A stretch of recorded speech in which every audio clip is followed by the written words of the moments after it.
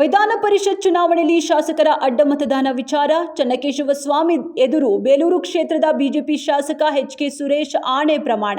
ಹಾಸನದ ಬೇಲೂರಿನ ಐತಿಹಾಸಿಕ ಚನ್ನಕೇಶವ ಸ್ವಾಮಿ ದೇವಾಲಯ ಅಡ್ಡ ಮತದಾನ ಮಾಡಿಲ್ಲ, ಪಕ್ಷದ್ರೋಹ ಮಾಡಿಲ್ಲವೆಂದು ಪ್ರಮಾಣ. ಬಳಿಕ ಆಣೆ ಪ್ರಮಾಣ ಮಾಡಲು ಧರ್ಮಸ್ಥಳಕ್ಕೆ ತೆರಳಿದ ಎಚ್.ಕೆ. ಸುರೇಶ್. ತುಮಕೂರಿನಲ್ಲಿ ನಾಡಬಾಂಬ್ ಸ್ಫೋಟಿಸಿಕೊಂಡು ಆತ್ಮಹತ್ಯೆ ಮಾಡಿಕೊಂಡ ಪಾಗಲ್ ಪ್ರೇಮಿ ನಾಗೇಂದ್ರನ ಪ್ರಕರಣ. ಘಟನೆಯಲ್ಲಿ ಯುವಕನ ಸಾವಾಗಿದ್ದು, ಯುವತಿ ಪಾರಾಗಿದ್ಲು. ಸಂಬಂಧಿಸಿದಂತೆ 60 ಜನರನ್ನ ಅಂಕೋಲಾ ಪೊಲೀಸರು ವಿಚಾರಣೆ ನಡೆಸಿದ್ದಾರೆ.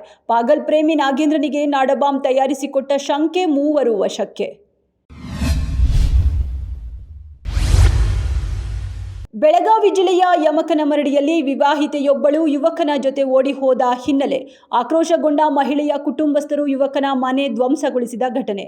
ಕಳೆದ ವರ್ಷ ಬಸಪ್ಪ ನಾಯಕ ಜೊತೆ ನಾಗವ್ವ ವಿವಾಹವಾಗಿತ್ತು. ಬಸಪ್ಪ ಮತ್ತು ಯಲ್ಲಪ್ಪ ಇಬ್ಬರು ಆತ್ಮೀಯ ಸ್ನೇಹಿತರಾಗಿದ್ರು. 2 ದಿನಗಳ ಹಿಂದೆ ಸ್ನೇಹಿತನ ಜೊತೆಯೇ ಪತ್ನಿ ನಾಗವ್ವ ಓಡಿ ಹೋಗಿದ್ದಾಳೆ.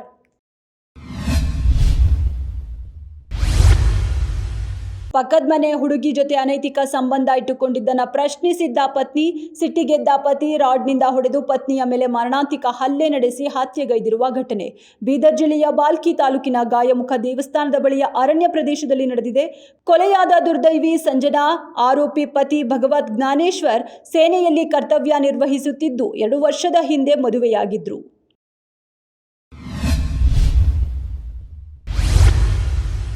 ಬೆಂಗಳೂರು ಮೂಲದ ಸಾಯಿ ಸುರಭಿ ಹಾಗೂ ಕೇರಳದ ಕೋಝಿಕೋಡ್ ನಿವಾಸಿ ಕ್ಯಾಬ್ ಡ್ರೈವರ್ ಸಂಜಿತ್ ಅಲಿ ಶನಿವಾರ ಮುದ್ದೇನಹಳ್ಳಿ ಬಳಿಯ ಹೋಮ್ ಸ್ಟೇಗೆ ಬಂದು ತಂಗಿದ್ರು.